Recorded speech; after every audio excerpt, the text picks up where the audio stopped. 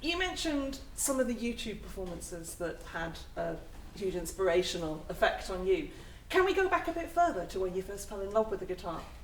Yeah, I think it's quite unusual for people to start on a classical guitar a lot of the time. So I started out on sort of acoustic and electric guitars, and that was simply because my dad plays guitar and he had a lot of guitars around the house. Too many, if you ask my mum.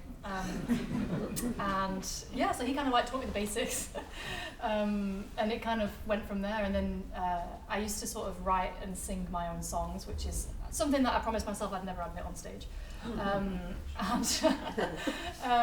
yeah, so I had a guitar teacher who sort of taught me acoustic and electric. I was playing like Green Day and Avril Lavigne, and then I remember going into one of his lessons, and he was sat playing like a classical nylon string guitar, and he was playing like a Spanish piece, and from that lesson on, that's what I wanted to do. Thank you.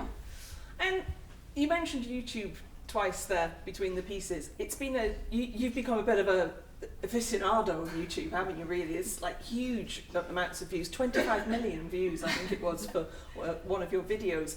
How did that take off? What's the secret of using that to engage with a new generation of listeners and artists? How do you do it so well, basically? By accident. Right.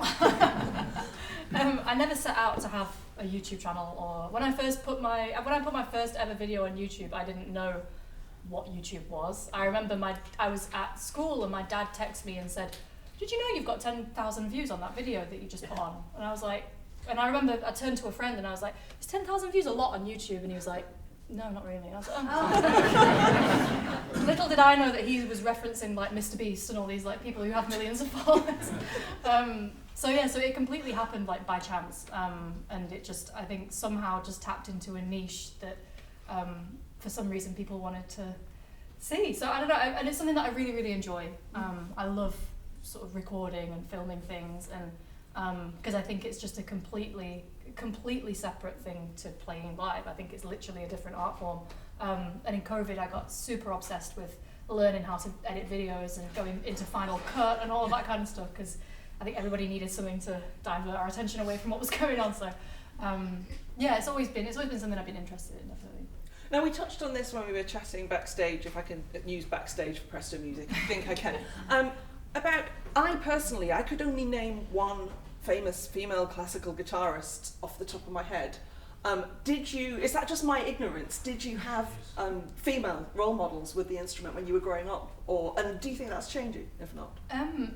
When I was growing up, it definitely, I mean, it still is to a big extent, but especially when I was growing up, it was very male-dominated field, if that's a word I can use. But there were people like Shufei Yang, for instance, Anna Vidovich, and I definitely looked up to them and tried to sort of, if they were ever nearby Manchester, I would always sort of, my parents would take me to go and see them, and but yeah, definitely it was very rare, because I went to music school, I went to Chetham's in Manchester, and it was quite rare for us to get we had a lot of visiting professors throughout the year, like 5 or 6 maybe, and it was very, very rare that it was ever a woman coming in. But it's just, and I think that is changing, like you said. I think it's, especially with the rise of social media and, people finding a way to kind of get noticed in a sense.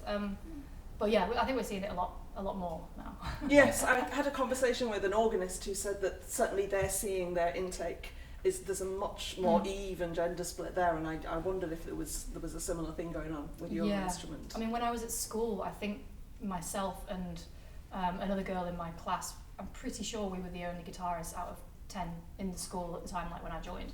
And now, I teach back at the same school, and I'd say it's pretty split evenly, half and half, give or take.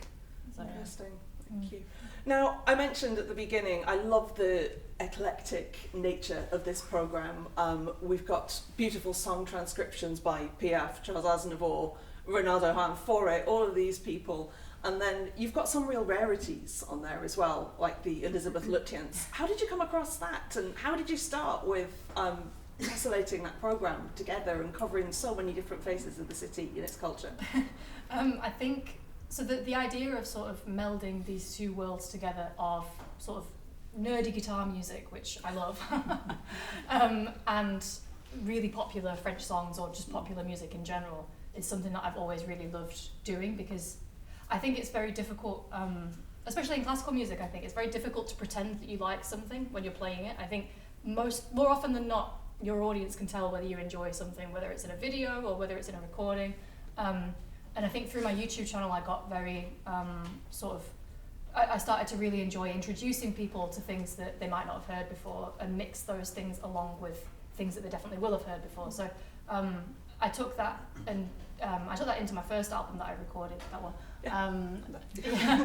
And that was a whole mix of sort of very well-known in the guitar world, sort of 19th century repertoire mixed with things that I'd never heard of before I went digging.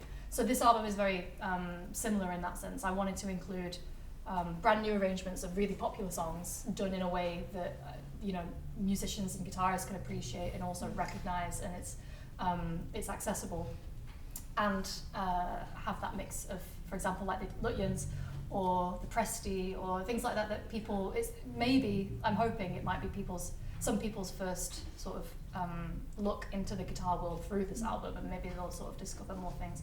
But the Lutyens came about, so my teacher at the Royal Academy, Michael Lewin, he was doing a few arrangements for the album for us, and out of the blue he just said, I've arranged this small piece by Elizabeth Lutyens, would you like to use it for the album? It hadn't been published anywhere, nobody else had ever played it, and although she wasn't French or born or died in Paris, she did study in Paris, and the album is very sort of Parisian themed, not necessarily, just in case anybody's wondering. No, I don't think we have to be too forensic about the connections. It's fine. Yeah. There's Chopin on there as well, so it's fine. Well, he was sort of an honorary Frenchman in some exactly. respects, I think we could say. Yeah. I noticed that you've got Jess Gillam joining you on one track. How did you and Jess become friends? How long does that go back? Not too long, actually, to be honest. She had me on her Radio 3 show, This Classical Live, I think just after lockdown, was it maybe 2021? That's how we met, and to be honest, I don't actually think since then we've ever been in the same room.